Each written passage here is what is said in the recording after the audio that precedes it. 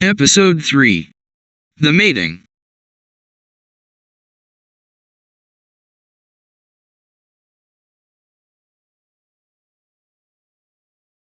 Trina woke with a start from a deep sleep and blinked in confusion at her unfamiliar surroundings. This wasn't her bedroom. Where was she?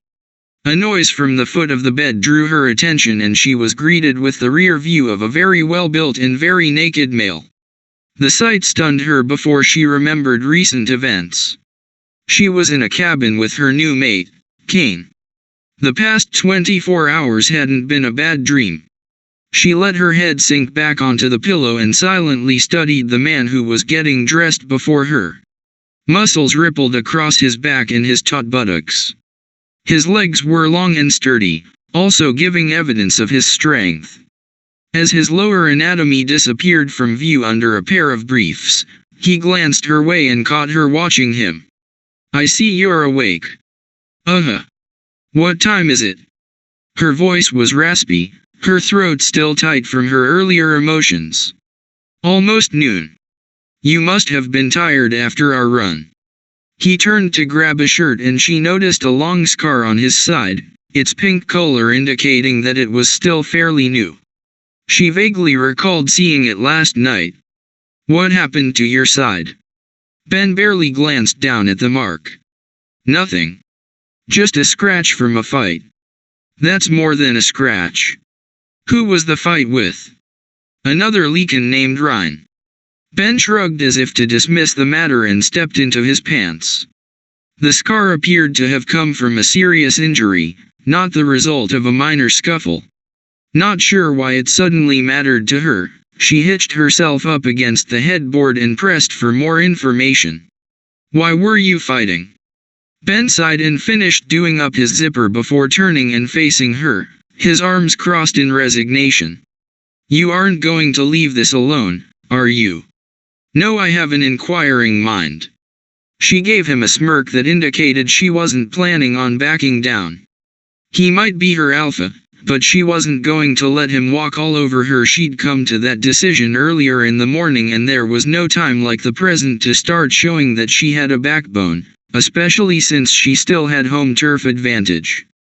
"Well, in that case, I suppose I should tell you. Otherwise you might ask questions of the wrong people and end up with some incorrect information." He rubbed his hands over his face, then walked to the window and stared outside while speaking. "As you know, I'm the new alpha of my pack. Our previous leader, Zach, was killed in an accident. Ryan and I were both betas. Half of the elders favored me as the new alpha and half wanted Ryan. 23, so it went to a pack vote. Usually that's what would have happened, but Ryan pulled out the old rules and declared a challenge." "A challenge?" She sat up straight and shuddered. "That's not done anymore. It's ridiculous. We've evolved beyond that. 2 wolves fighting to the death for the leadership was barbaric." "I agree, but he was within his rights." "So, what happened?" "We fought. I won." "Did you kill him?" She almost hated to ask the question. The idea that her mate could kill a fellow Leakin was sickening. "No. It was a long drawn-out fight and both of us were pretty beaten up by time it was over. He made an impulsive move. I pinned him down and could have crushed his windpipe, but instead let him go." "And where is he now? Did he stay in the pack?" Ben shook his head. "Ryan chose to leave. I told him he could stay. We'd been pack mates for years, but he said he wasn't going to grovel in front of me. He was bitter and said some crazy things." He paused and shrugged, but the tone of his voice when he spoke again belied his outward lack of concern. "In the long run, it's probably best he's gone. There would have been too much division in the pack if he'd stayed." "And is the pack united behind you now? Even Ryan's supporters?" "Yes. The pack mentality still runs through all our blood. The strongest member is the leader and we instinctively accept that." He raised his chin as he spoke, an alpha's confidence showing in his stance. "I proved myself and the others are at peace with the results. She considered what he'd told her. It must have been an awful position for him to find himself in, forced to fight someone who, quite likely, had been a friend for years. She was glad he'd shown mercy to the challenger. It spoke well for the kind of mate he would be. Ben was watching her, one brow cocked, perhaps wondering what her reaction was to his tale. She gave him a nod. "I'm glad you won and that you healed well from your fight." "Thanks. It was a few weeks ago, all water under the bridge now." Flashing a smile at her, he seemed to relax, almost as if her reaction had mattered to him. He wandered back to the dresser and picked up his watch. "You need to get up and get dressed. We'll be leaving in an hour." "Leaving?" She couldn't keep the surprise from her voice. I need to return to my pack. It's not that far, but I want to get back in good time so that you can see your new home before it's dark." Grabbing his jacket, he left. She wrapped her arms tightly around herself. In an hour she'd be leaving the only home she'd ever known, leaving all the people she'd grown up with. She'd be joining a new pack, be 24 surrounded by new faces. The only person she'd know would be Kane, and he was still the next best thing to a stranger to her. Once again, her stomach clenched as she slowly climbed out of bed and prepared to follow him. A short while later, Trina stood in the doorway of her old bedroom. All her possessions had been packed for her and the room was now bare, almost as if she'd never lived there. Slowly, she entered, her steps echoing in the nearly empty space. She touched the mattress, smoothed the pillow, then ran her hand over the white dresser and pulled open a few random drawers, checking if anything had been left behind. They were empty. The packers had been efficient, it seemed. Peeking into the closet, only one lonely hanger remained on the rod, forgotten and forlorn in the flurry of activity that had no doubt overtaken the room. How could her whole life be gathered up and stuffed into a few boxes in such a short period of time? Wandering over to the window, she looked out at the familiar view of the yard and the forest beyond. A reminiscent smile played over her lips as she recalled all the times she'd stared out at the scene below, dreaming of the future, planning her life around this small world that she'd grown up in. Leaving had never entered her mind. Instead, she'd envisioned herself blood-bonded to a pack mate, raising her pups here, teaching them all the special, secret places in the woods. Tears threatened and she turned away from the beloved view. Those had been nothing but foolish childhood dreams. She was an adult now with responsibilities that must be faced. Swallowing hard, she walked to her bed, carefully tugging it away from the wall so that she could feel along the baseboards. There was a loose section and she moved it away, feeling inside the hidden space behind. Was it still there? Surely no one had found it. She reached in further until finally her fingers encountered a soft surface. Pulling it out, she shook the dust off the leather-bound book. It was an old diary, one that she'd kept on and off for years. Lately she hadn't been writing in it, but she couldn't leave it behind. Someone else might take over this room in the future and she didn't want a stranger reading her private thoughts. Tucking the book into the large purse she had slung over her shoulder, she walked to the door. About to leave, she turned, and gave the room one last glance before flipping the light switch and quietly closing the door on her childhood. Her chin quivered as she stood in the hallway, but she forced her emotions down. Taking a deep breath, she descended the stairs and went to meet Ben where he was waiting to take her to her new home. The drive was completed mostly in silence. Ben made a few idle comments along the way but seemed content to listen to the radio, his fingers drumming on the steering wheel as he kept time with the music. Trina didn't feel inclined towards conversation either and was grateful for the songs that filled the quietness of the cab. With her head leaning against the window, she stared unseeing at the passing landscape, lost in thought. Leaving the house had been hard. Sarah, usually a no-nonsense type of person, had uncharacteristically fussed over her, making her promise to come and visit soon. Now remember, just because you're moving away doesn't mean we have to lose contact. Sarah tucked a stray lock of hair behind Trina's ear. You can call anytime and I'm sure we'll find opportunities to visit. I'm sure we will too. She hugged her tightly, knowing she'd miss the woman. While Sarah wasn't exactly the warm, cuddly type, she'd still done her best to help raise Trina and her brother and sister, providing some of the attention that they missed once their mother was gone. Jake gave her a one-armed hug, before ruffling her hair. I'm going to miss you, kiddo. Who will drive me crazy with their non-stop talking now? She leaned her head against Jake's chest, breathing in his comforting scent one last time. She'd always had a fun, relaxed relationship with the easygoing beta. He was like a favorite uncle who tolerated her questions and teased her unmercifully yet was always there when needed. In many ways, he took the place of her father, who always seemed too busy to have time for his youngest child. When she'd been little, her father had played with her or taken her into the woods, but that had been years ago when her mother was still alive. With the death of his mate, the alpha had seemed to withdraw from his children, perhaps too caught up in his own grief to deal with them. Whatever the reason, she had found herself looking more and more to Jake for fatherly attention and, as a result, felt closer to him than her own biological father. She harbored no bitterness about the fact, it was just the way things were. I'll miss you, Jake. The simple statement was all she could get out due to the sudden thickness of her throat. He nodded at her in understanding and kissed the top of her head. Taking a deep breath, she stepped away and turned to her father. She loved him, but it was a much more formal relationship. He was always the alpha first and being a father came second. They'd studied each other and then he'd pulled her into an awkward embrace. You'll be fine with Kane, he whispered in her ear. He's a good man. She nodded, knowing her father had done what he thought was best, and would never have consented to her going with someone totally unsuitable.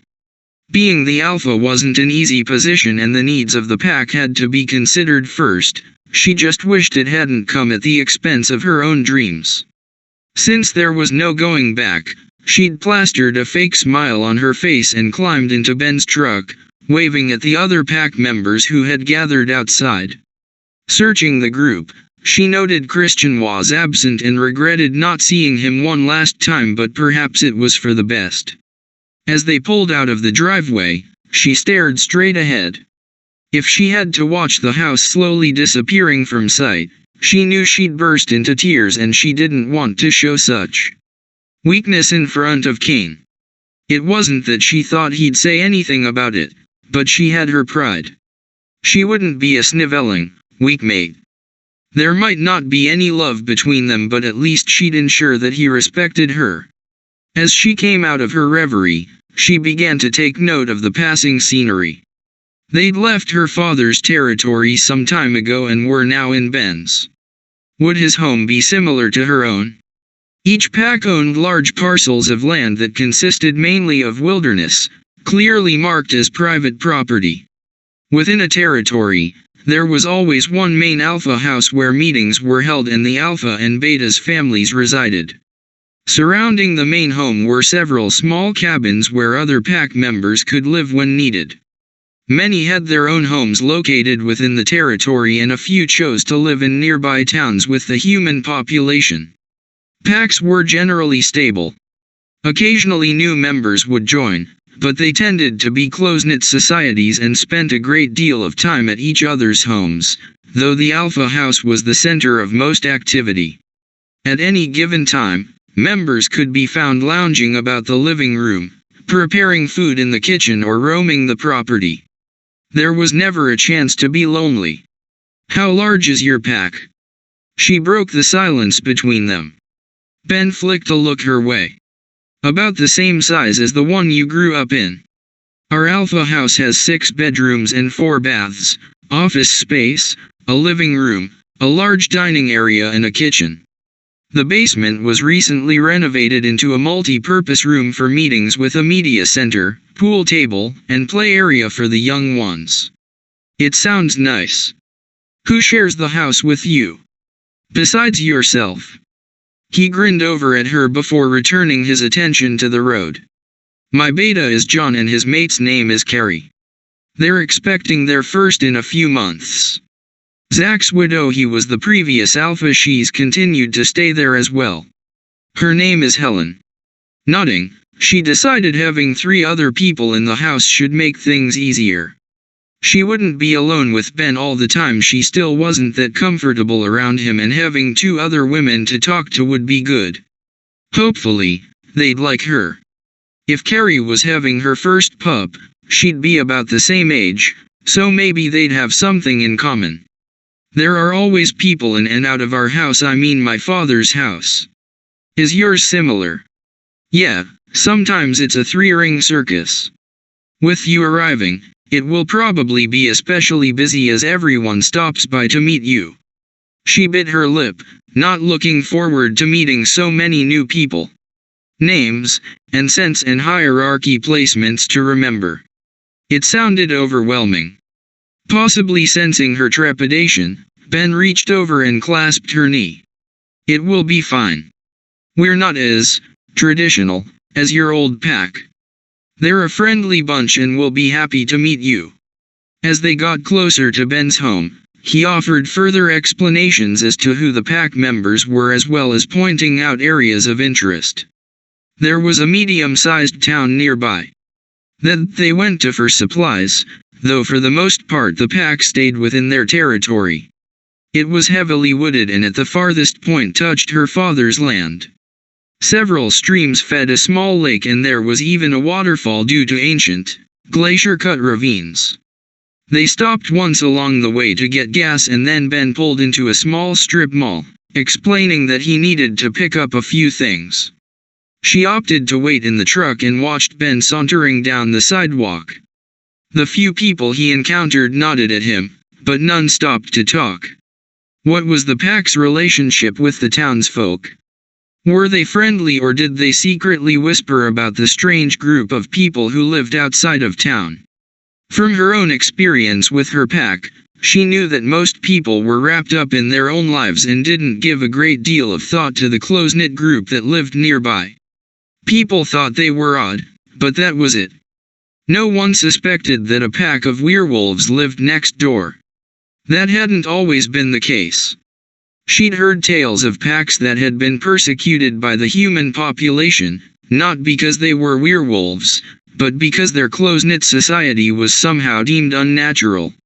Some packs had even been forced to leave their territory for fear of being discovered. All it took was 1 or 2 curious humans to start questioning their lifestyle. She hoped that wasn't the case here. Soon Ben returned and stowed his purchases in the back. He climbed into the cab of the truck and smiled over at her, seeming happier and more relaxed now they were closer to his home. It was only natural, of course. No wolf was comfortable if it was away from its pack for too long. By the time they pulled into the driveway that led to Ben's house, she was a bundle of nerves. She did her best to mask the fact it wouldn't do for the others to smell fear on her. As the alpha's mate, she had a status to maintain. In ancient times, a weak mate might have been challenged by one of the other females who wanted to usurp her, but that wasn't done now, and she was thankful for the fact. Being a new pack member would be hard enough without someone wanting to bump her position. The truck came to a stop in front of a sprawling 2-story home that featured a wraparound porch. Situated in the middle of a large treed lot, there were woods on 3 sides. As Ben climbed out, the front door opened and people spilled out, calling his name and enveloping him in hugs. She watched the activity from inside the truck, and when it became apparent that it would be a while before Ben could free himself from the crowd, she stepped out of the cab on her own. Hesitantly, she stood by the vehicle, unsure of what to do. Ben looked up and, catching her eye, made his way over to her, wrapping his arm around her shoulders. Everyone, This is Trina, my mate." His announcement caused everyone to stop talking and stare at her. The silence was uncomfortable and she had to force herself not to cower against his side. Tentatively, she smiled at the small crowd and finally a petite, red-haired woman about her age stepped forward with her hand extended. From the size of her belly, she had to be Carrie, the beta's wife. "Hello, Trina. I'm Carrie.